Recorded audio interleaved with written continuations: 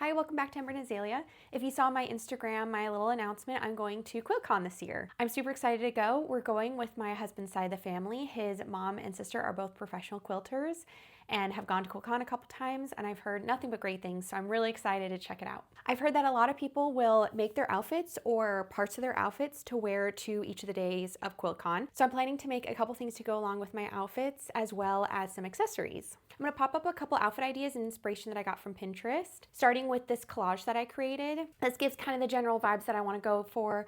A lot of pastels, florals, mixing of patterns and colors and materials as well. As far as materials go, I want to stick to more natural materials like cotton, linen, and denim. Oh my God, there's some really cute dogs walking outside. It's so cute. Okay, sorry. So now the order I'm sharing these is not the exact order that I'm going to be making them in, but I just want to show a general idea of what I'm planning on making. So one of the things I want to make is a patchwork shirt. Nothing too crazy and intricate, just a really simple shape, maybe like fish or a boat, fruit, maybe a word. And then the next thing I want to make is a maxi skirt. I've seen a lot of videos on how to create a maxi skirt based off of your own dimensions. So I'm going to try to self-draft something. And I really love tiered skirts, and I like the idea of between each layer of the tier skirt, you have like a little trim or some lace. I think is really cute. The first quilty thing I want to make is a quilted vest. I'm still deciding on what kind of front closures I want to do, whether that's snaps or buttons or maybe little ties. And then I've been seeing ruffle hem pants all over the place, and I think they are super cute. They also look really comfy, so I'm going to attempt to make my own version based off the short self-drafted pattern I've made. I'm just going to extend the leg length to make them into pants and then add that ruffle hem. The next quilty thing I want to make is a quilted jacket. I really like the look of these jackets that are just a simple solid color, and then the details added in like the pockets, the lining fabric, the collar, maybe even the bias tape. That's it for clothes. For accessories, I saw these really cute necklaces that have the chunky glass beads, and I have a couple chunky glass beads, so I'm going to attempt to make my own version of these necklaces. I also have some floral beads, so I want to see if I can add a little floral charm detail to my everyday hoops. And then I really want to make a button charm bracelet. I saw this photo a while ago and immediately saved it on my phone because I thought it was so cute, and I wanted to try to make my own version of this. I love the idea of, instead of using charms, you basically just use the button as the charm. It seems pretty simple, but something I would have never thought of. So I love finding photos like this for inspiration. Okay, let's get into the first project, which is going to be those ruffle hem pants I mentioned. I have this self-drafted shorts pattern I made a little bit ago, and I'm going to take some more Kraft wrapping paper and trace this pattern and then lengthen it to be the pants length that I want. I'm gonna make it a little longer than needed to be so that I can always trim it if needed and then add the ruffle onto the bottom. So let's get started with making that pattern, and then we can cut out our fabric pieces. Okay, so I used a tape measure to measure the inseam of my pants and figure out how long I want the legs to be. And I think I want the inseam to be about 27 inches long. So I've set these papers up here, and I'm just going to draw a line and mark down to about 27 inches. And then cut out those pieces. So this isn't going to create like new pattern pieces. It's more like an add-on to the short pattern pieces because I do not have as much wrapping paper as I thought I did.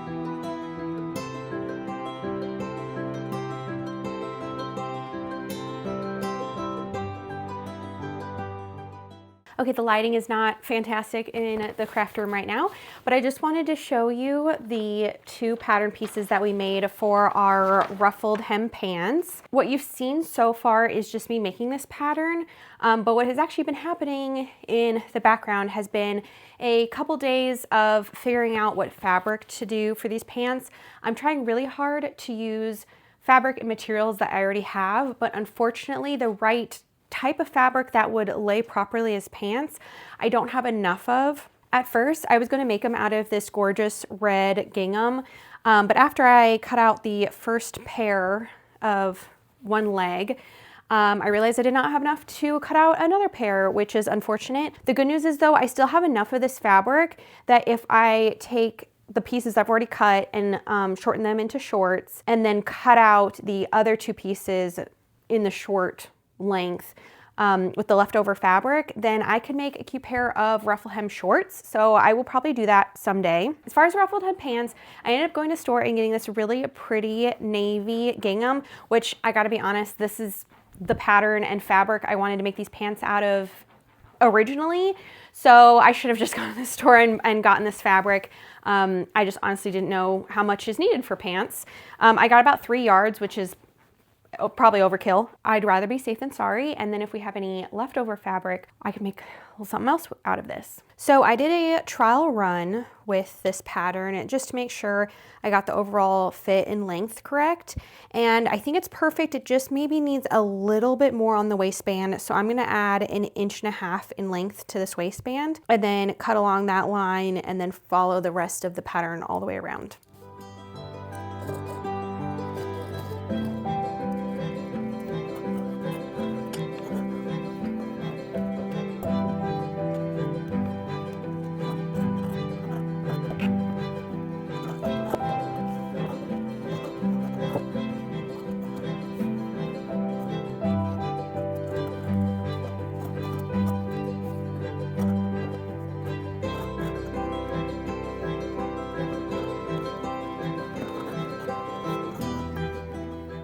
Our front two pieces are now cut out. I'm going to repeat what I did and fold the fabric over to cut out 2 back pieces. And then I'm going to cut out 4 pocket pieces and then we can start sewing things together. The back pieces are now all cut out as well. So let's move on to the pockets. So now we're working on the pockets. I'm going to be using this pocket template from Sewing with Solana. I really like this design because it creates a nice deep pocket, but then it also not only attaches on the side of the pants, but also is secured underneath the top hem, which helps keep the pockets sitting towards the front of the pants, rather than being able to flip back and forth between the front and the back. I started by folding down my top hem 1/2 inch, and then I folded it over the elastic I'm going to be using, making sure to leave a little bit of excess fabric. And then the pocket is going to overlap underneath this fabric, but not quite hitting where the elastic sits. And now I'm gonna just mark that spot on the pants so I know where to sew in the pocket. And then I'm gonna measure how far down from the top hem the pocket is sitting and then add that marking to all the other pants pieces.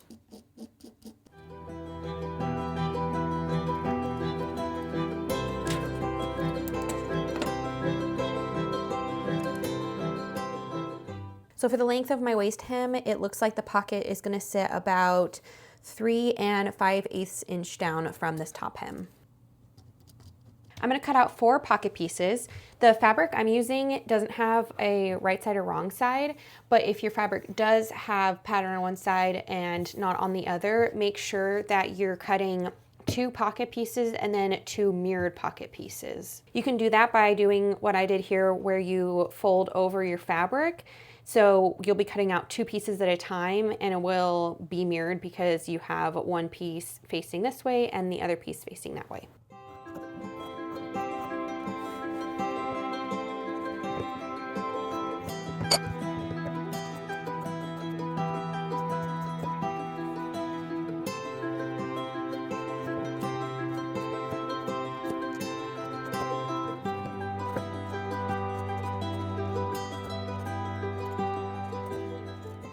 Now I just have to cut out 2 more pieces.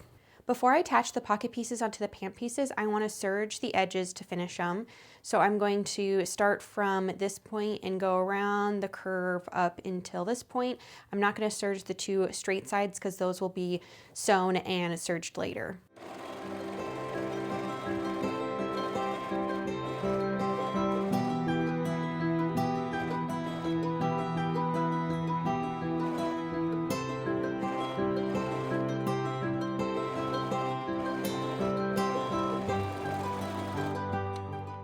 Now I'm going to attach the pockets to the two mirrored front sides of the pants. And if your fabric does have a right side, wrong side, make sure the two right sides are facing each other.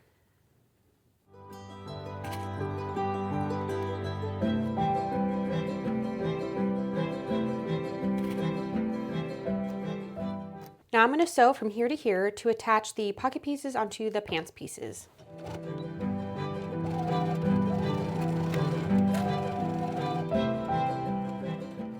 All four pants pieces have their pockets attached, and now I'm going to iron the pockets open like this and then top stitch down right along that seam.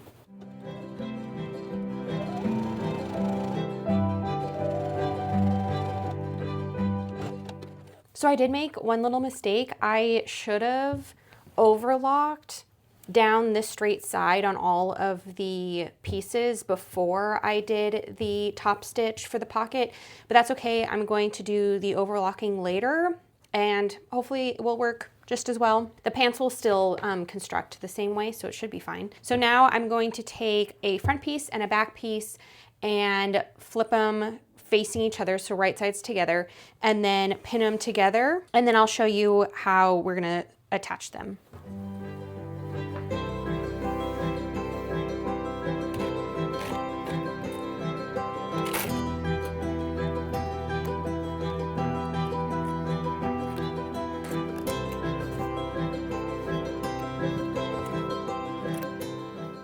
So now I'm going to sew starting up here, and when I get to the pocket, I'm going to pivot, sew across and around the pocket, pivot again, and then sew down the rest of the side seam of the pants.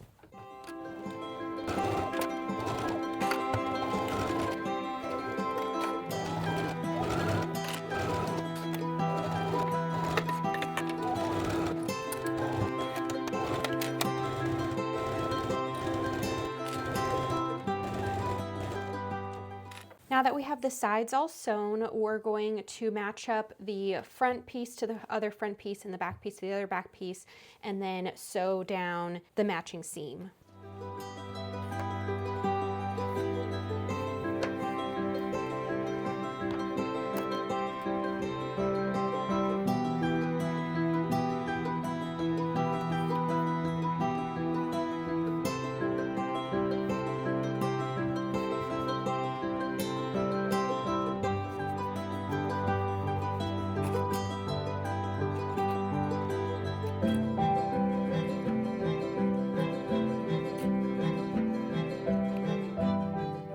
And then we're just going to sew following this curve.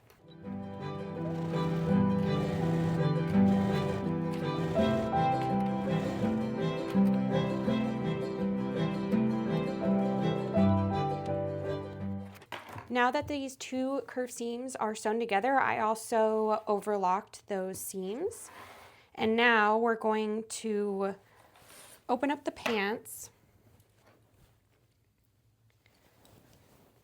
so that we have the two front pieces over the two back pieces, and we're going to line up the crotch area and then down each pant leg.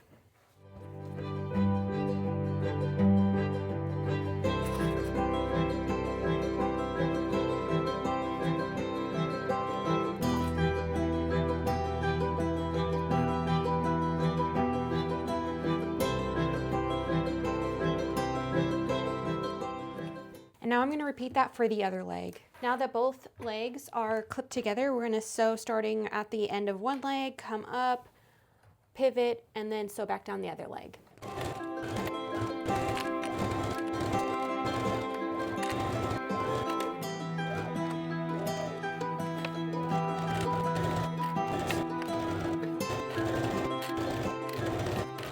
Okay, excuse the messiness, but now is a good time to try on what you have so far. I'm really liking the width, and the length we'll get to when we add the ruffle. Now we're gonna do the waistband. So I'm going to fold and press the top hem down 1/2 inch, and then I'm going to fold and press it down another, I think, 1.5 inches, depending on how thick your elastic is. And then we're gonna sew that all around, leaving a couple inch gaps that we can put the elastic through the tunnel. And I'll show you a little more in depth of how we also incorporate the top of the pockets into the waistband so that they are all on one seam together. So yeah, very excited, looking good so far. I have my Kinsey socks on.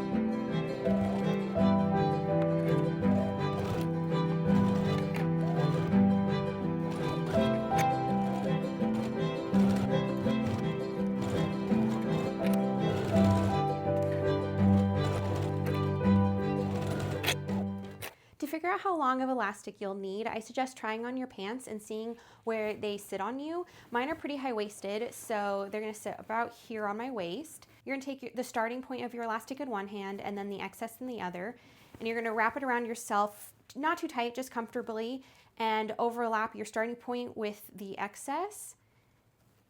And you want your elastic to overlap because that's how you're gonna secure it after you put it into your pants. So take your hand, and I like to just mark it with my fingers where the two elastics overlap. And now I can cut off this excess bit, and then this is my waistband.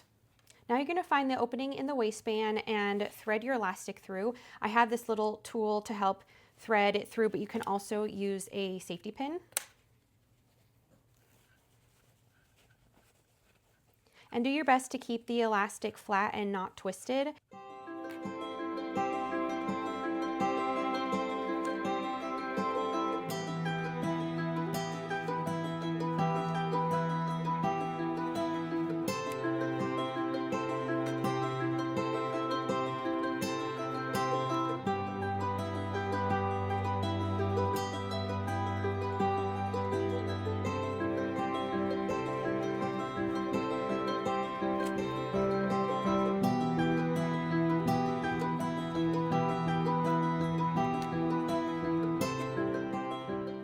And now we're going to do a zigzag stitch back and forth a couple times to secure the elastic together.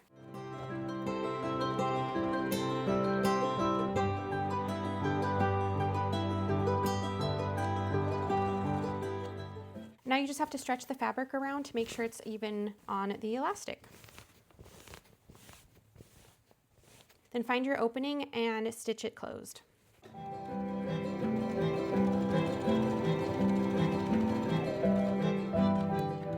One step I almost forgot to do is to sew a stitch around the entire waistband down the middle, just to make sure that the elastic inside the waistband tube doesn't twist or move around while you're wearing the pants or after you wash the pants. Another option you could do is stitch in the ditch and sew along the seams perpendicular to the waistband, but I prefer just to do a stitch about halfway down the waistband all the way around. I have this magnetic guide here that I can run the top of the waistband along to keep my seam allowance even. And because of the elastic, you want to just hold a little bit of tension to keep everything flat as you sew, but you want to make sure that you don't pull too tight because it could break a needle or rip the fabric on the feed dogs.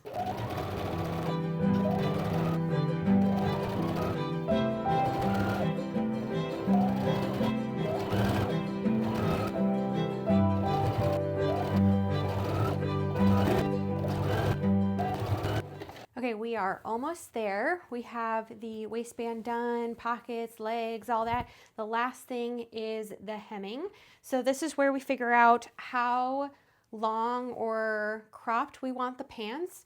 And then we still actually need to make the ruffles. So I need to figure out how long I want the ruffles to be and how ruffly they should be. I'm thinking of doing a 2-to-1 ratio. So I'm going to measure the circumference around the bottom of the pant leg and multiply that by 2, and that's the length of the ruffle because I want it really ruffly. I want it super cutesy, ruffly, all that good stuff. Here is the math I did to figure out how much length I need to remove from my pant leg, as well as how big I want the ruffle to be. So starting with the ruffle, I need to cut 2 rectangles, and the length of the rectangles needs to be the circumference of the pant leg, which is 22 inches for my pants, times 2, so the length needs to be 44 inches. For the width, I take how wide I want the ruffle to be, which is 3 inches, and I'm going to add 3/4 of an inch seam allowance. Now this 3/4 is made up of a 1/4 inch for the hem at the bottom and a 1/2 inch seam allowance. So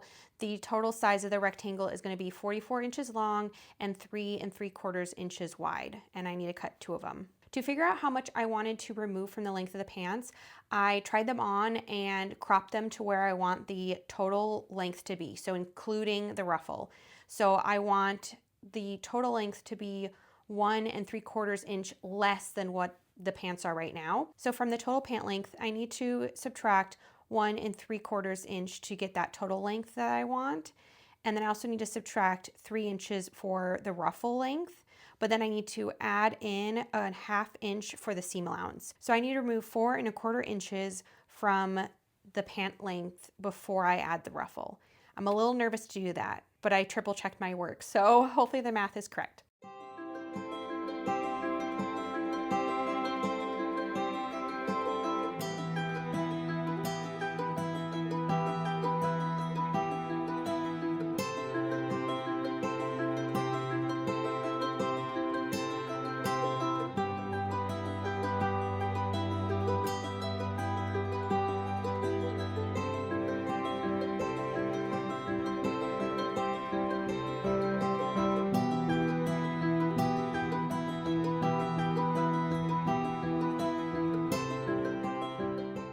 I double folded and ironed a 1/4 inch hem, so I'm going to sew that, and then we'll move on to making the ruffle.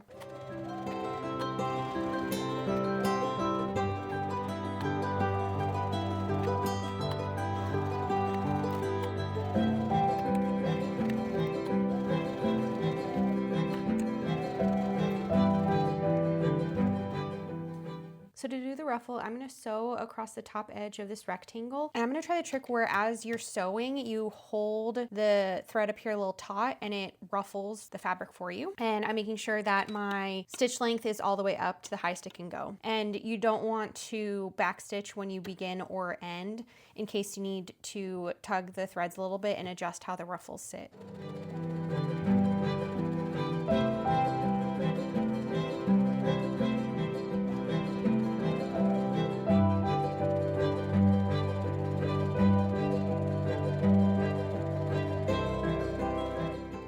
I feel like that worked pretty well. I'm still gonna have to scrunch the fabric a little bit by just pulling on one of the threads, and you can just scooch the fabric and ruffle it together. I'm going to ruffle the fabric until it's about 22 inches long, since that is the circumference of my pant leg. And then I'm going to sew the 2 ends together to make a complete circle. I unpicked some of the gathering stitches so there wouldn't be any in the last inch or so on either end. I'm going to do a French seam to hem the ruffle into a circle, and I want these gather stitches to still be able to be pulled so that I can adjust the ruffles once I attach it to the pant leg.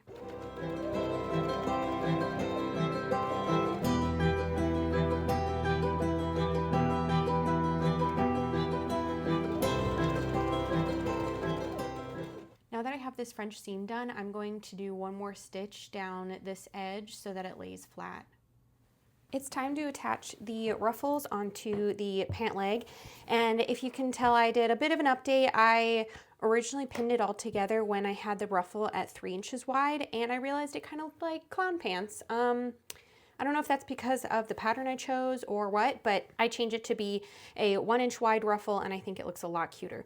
So I have the pants inside out, and I took the ruffle and I marked in quarters. So I marked the halfway points and the quarter-way points, and then I'm going to find where I had my hem, or the seam, which is right here, and I'm going to line that up with the internal seam of the pants, and I'm going to pin that there and then pin the other quarter marks all the way around.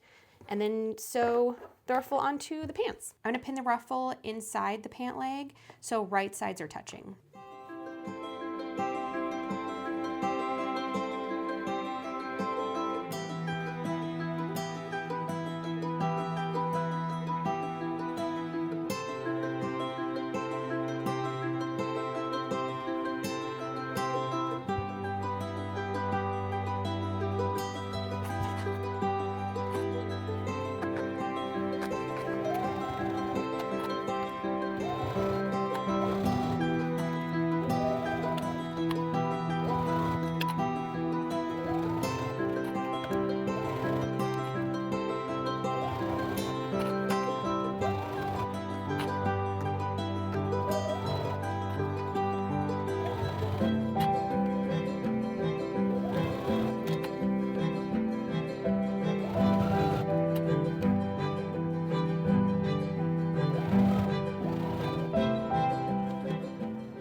I'm now going to overlock this inside ruffle and then top stitch it down right against this edge just to keep the ruffle from flipping inwards while wearing the pants.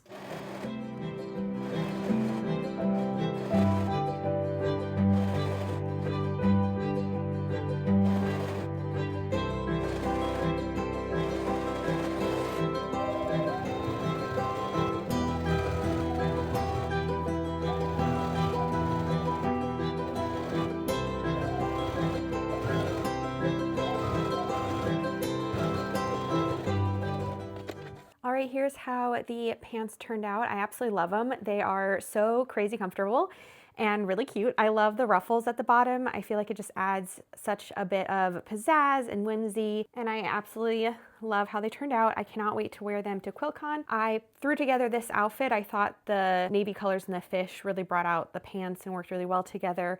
And then light blue shoes to go with the light blue fish as well. These pants did turn out quite a bit more high-waisted than I thought they would, but I actually kind of like that because it gives me the option to fold down the waistband so they're a little less high-waisted. It does limit the pocket opening, but the pocket still works. So I think it's better. I definitely would prefer to have too high-waisted than too low-waisted. So I think it worked out pretty well. And I'm just really glad this all worked out. There was a couple hiccups. I think I mentioned that I originally tried a 3-inch ruffle hem, and I didn't take like a picture or video or anything, but I'll admit it looked like clown pants. It really did. I don't know if it was because of the pattern or what, but I ended up going for the 1-inch ruffle instead, and I much prefer that. So yeah.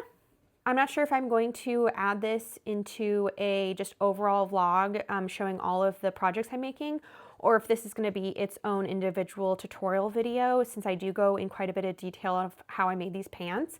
So if this is the end of the video, thank you so much for watching, and stay tuned for more QuiltCon makes and just projects and crafts in general. As you can see, I have a whole board of projects behind me. That's what that board is back there. So stay tuned. Thanks so much for watching.